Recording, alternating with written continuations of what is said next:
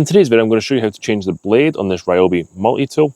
First thing you need is a 3/16 inch Allen key. You could always use a 5mm Allen key too, but 3/16. We'll loosen this off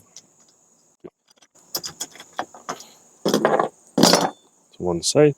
You'll notice that there is a pattern in here, little notches and things, and you need to pay attention to that when you put a new blade on. We're actually going to be putting a sanding pad on, so you need to do a little bit of sanding. You'll notice there are corresponding notches to what you see on the multi-tool. So we're going to line this up on the crosses like that. We're going to bring in our screw.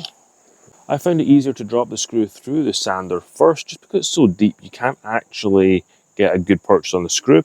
This way you can start threading the screw onto the multi-tool first and then position the sander at a later date. So we'll just turn this. And now we've got this secured, we can make sure we put our sander into the notches that we talked about before.